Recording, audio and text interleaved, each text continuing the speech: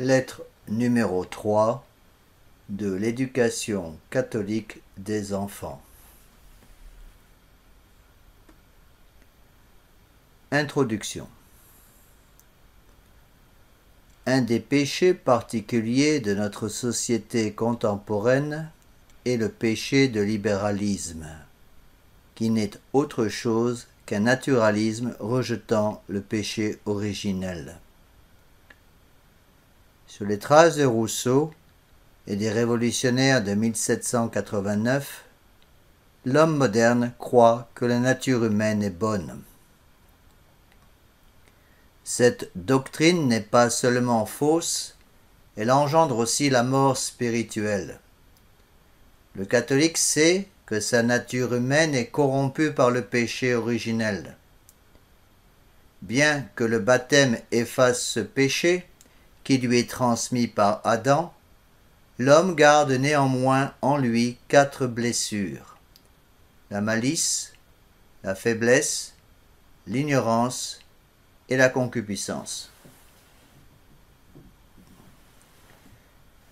Nos enfants sont marqués par ces blessures et toute l'éducation catholique consiste à leur procurer ce dont ils ont besoin pour faire leur salut. Hélas, la plupart des parents soignent le corps de leur enfant, mais ne se préoccupent pas assez de son âme immortelle. Ils se sentent plus concernés par les diplômes universitaires et le gain financier que par le salut éternel. Mais n'est-il pas préférable d'être riche des vraies richesses, l'amour de Dieu et l'état de grâce, et pauvre aux yeux du monde, que riche pour le monde et spirituellement mort devant Dieu? Hors de l'absolu, pas de salut pour les enfants. Nul ne peut servir de maître.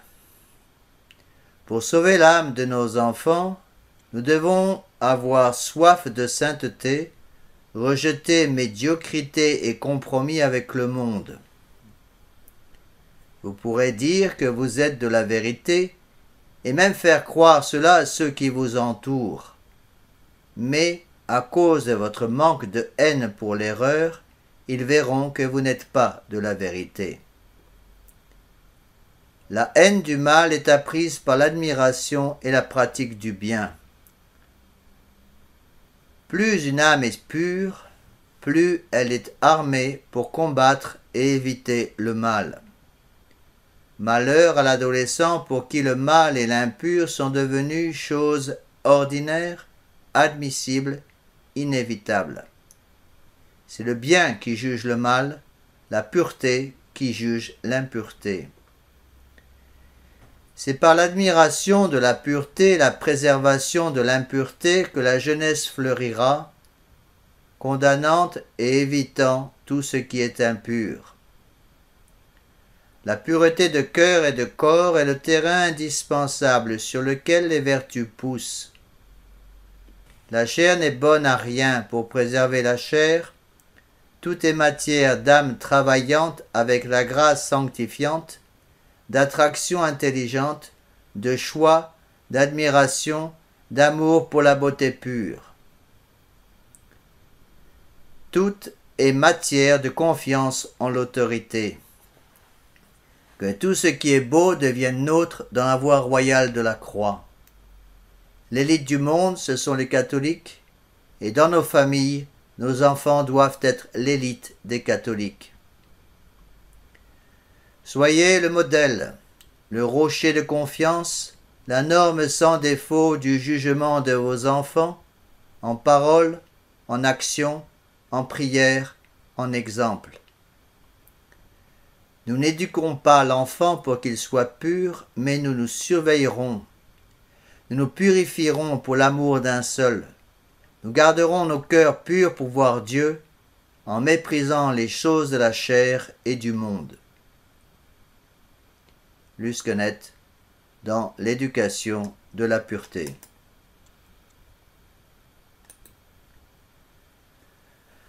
Pas de temps à perdre. Votre enfant est comme une cire malléable et que peuvent marquer aussi bien le sceau du vice que celui de la vertu. Dieu a mis dans ce petit être sans défense tout ce dont il a besoin pour sauver son âme. Par son baptême, l'enfant aspire vers sa fin, la vérité immuable, le souverain bien, l'absolu, en un mot, vers Dieu. Encore faudrait-il que des obstacles insurmontables ne soient pas placés sur son chemin. L'ennemi de la nature humaine connaît parfaitement la faiblesse de l'enfant qui peut tomber à chaque pas dans ses filets. Le démon possède un moyen infaillible ou presque pour ruiner la jeunesse et alimenter le feu éternel de l'enfer. La corruption, le vice, et si possible, le vice institutionnalisé. Faites des cœurs vicieux et vous n'aurez plus de catholiques. La révolution, haine formelle de tout ordre dans lequel l'homme n'est pas roi et Dieu tout ensemble, élève ce dicton révolutionnaire en principe. Les sectes maçonniques ont entrepris cette corruption, la corruption du peuple par le clergé, du clergé par les maçons, corruption qui devrait un jour mener l'Église catholique dans sa tombe. La meilleure arme pour détruire l'Église, c'est la corruption.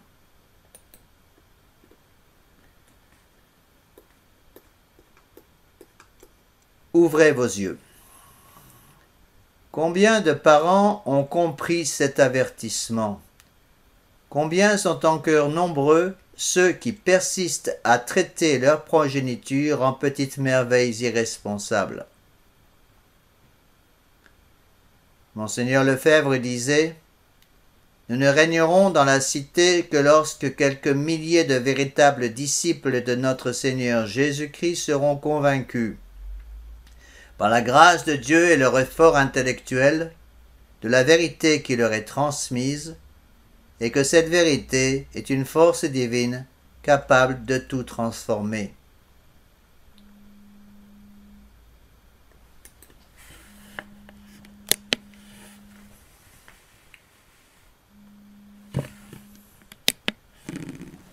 Cette ignorance coupable et cet aveuglement sont les aides les plus efficaces du démon. De nos jours, disait saint Pédis, plus que jamais, la force principale du démon réside dans la lâcheté et la faiblesse des bons, et tout le nerf du royaume du démon vient de la mollesse des catholiques.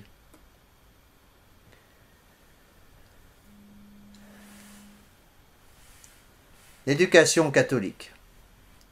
Il n'existe pas d'éducation parfaite et complète en dehors de l'éducation catholique, qui est la formation de l'homme, lui enseignant ce qu'il doit être et comment il doit se comporter au cours de cette vie terrestre pour atteindre la fin sublime pour laquelle il a été créé, louer, honorer et servir Dieu.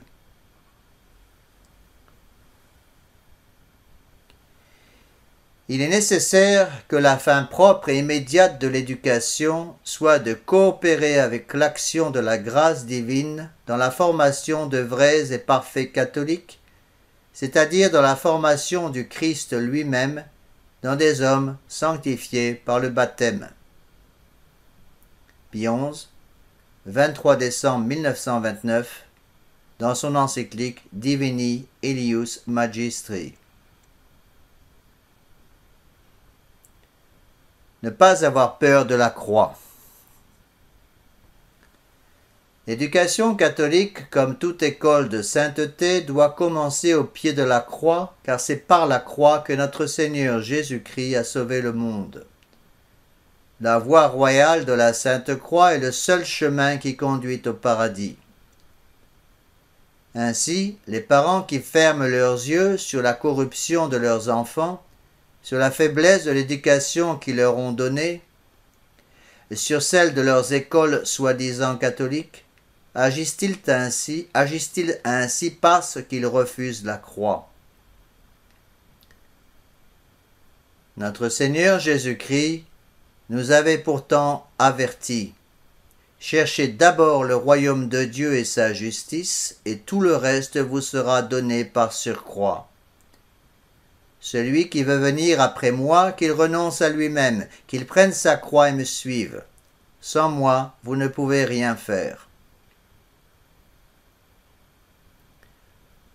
Fondation d'une véritable éducation catholique. Sans la grâce de Dieu, rien ne peut donc être fait.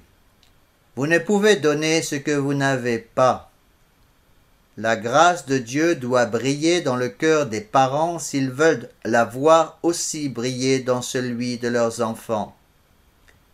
Il n'y a pas d'éducation catholique possible pour les enfants sans d'abord voir chez leurs parents une forte vie de prière, l'usage fréquent des sacrements et un véritable esprit de pénitence. Les bonnes habitudes doivent être plantées dans l'âme de vos enfants avant l'âge de 5 ans, ce qui explique le rôle capital de la maman. Un enfant apprend, garde ou perd la foi catholique sur les genoux de sa mère. 3 choses sont indispensables comme fondation d'une véritable éducation catholique, à tel point qu'un enfant ne peut garder la foi sans elle. Premièrement, le chapelet quotidien en famille. Deuxièmement, pas de télévision dans la maison. Troisièmement, l'école catholique traditionnelle pour les enfants, ou mieux encore, l'enseignement à la maison. Parents, voyez vos responsabilités. Si vous gardez chez vous le tabernacle du démon, la télévision, si vous ne priez pas le chapelet chaque jour et si vous envoyez vos enfants dans une école publique ou catholique conciliaire, tous vos enfants, sans un miracle de la grâce, perdront la foi catholique. Ils tomberont en enfer et vous les y précéderez ou suivrez de près. Au lieu de crier à l'exagération ou de gémir en versant des larmes de crocodile repenti, mieux vaudrait changer et transformer votre cœur et les cœurs de vos enfants avant qu'il ne soit trop tard. Le plus important, c'est la conversion du cœur, car on ne peut pas donner ce que l'on n'a pas. Règles à suivre. En plus des 3 principes fondamentaux ci-dessus exprimés, obligez-vous à suivre quelques simples règles ou principes pour votre vie de famille quotidienne.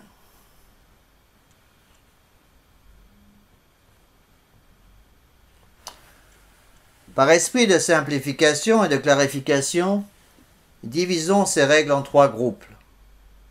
Les règles morales ou spirituelles, les règles intellectuelles pour l'éducation de l'intelligence, les règles physiques pour la maîtrise du corps et de la volonté. Il est évident qu'une telle division est un peu artificielle car ces catégories peuvent se recouper, une même règle pouvant être à la fois intellectuelle et morale.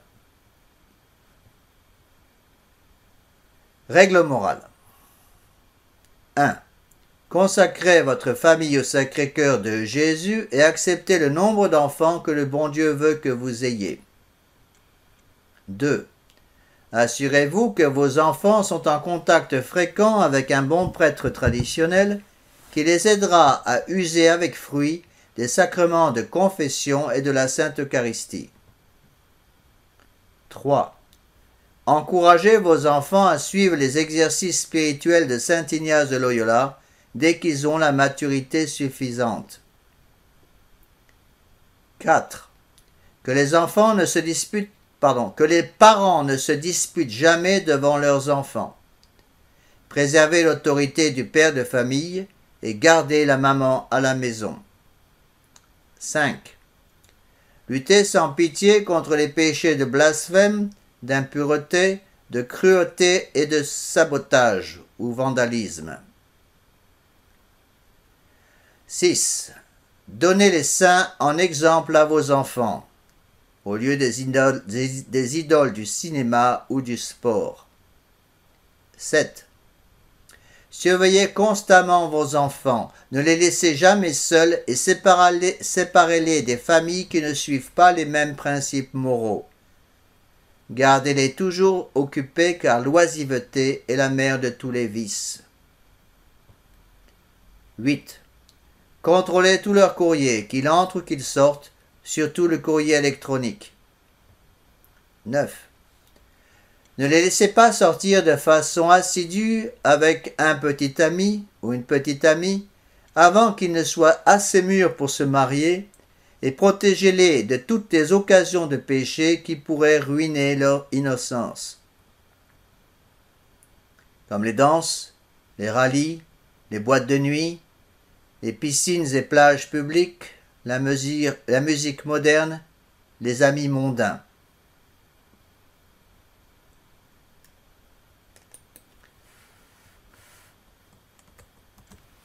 Règles intellectuelles. 1. Commencez très tôt d'enseigner à vos enfants leur catéchisme et leurs prières. Surveillez de très près ce qu'ils lisent et la position du corps pour la lecture et l'écriture. 2. Apprenez-leur à utiliser leur mémoire. L'usage du par cœur est nécessaire. Règles physiques. 1. Pratiquez la vertu de modestie à la maison. Pas de nudité même pour les bébés devant les autres membres de la famille, car les bonnes habitudes doivent être inculquées dès le plus jeune âge. 2. Exigez l'obéissance immédiate surtout pour les petits, et obligez-les à partager leurs jouets avec leurs frères et sœurs. 3. Ayez un code pour l'habillement pour tous les membres de la famille sans exception. Pas de garçons torse nu, jupe couvrant les genoux en position assise et pas de pantalon pour les filles. 4. Pratiquez le sport avec modération. Attention aux compétitions qui exacerbent l'orgueil. 5. Attention à la musique moderne. Le rock'n'roll ou le rap n'ont pas de place chez les catholiques. Attention aux revues et aux journaux et rejetez les magazines de mode et les bandes dessinées sensuelles. La télévision est à totalement bannir. 6. Vos jeunes enfants n'ont pas besoin d'avoir de l'argent de poche, et s'ils en ont, vérifiez toujours l'usage qu'ils en font. De même, ils n'ont pas besoin d'avoir un téléphone portable à 10 ans. 7. La famille doit se retrouver pour les repas, les enfants assis correctement, ne quittant pas la table sans permission et mangeant de tout. Que la maman leur donne de temps en temps des choses qu'ils n'aiment pas, afin qu'ils pratiquent l'esprit de pénitence. Habituez-les à ne pas manger ni boire entre les repas. 8. Inculquez leur esprit de pénitence. Inculquez-leur l'esprit de pénitence. Nettoyez la maison, la vaisselle, le jardin, sa chambre, leur chambre. Supportez sans se plaindre le froid ou la chaleur. Suivez ces règles pour apprendre à vos enfants à dominer leur intelligence, leur volonté, leur corps, afin qu'ils préfèrent librement et toujours Dieu à toute créature. Vous verrez ainsi fleurir la sainteté et les vocations dans votre maison. Tout dévoué en notre Seigneur Jésus-Christ et sa très sainte Mère.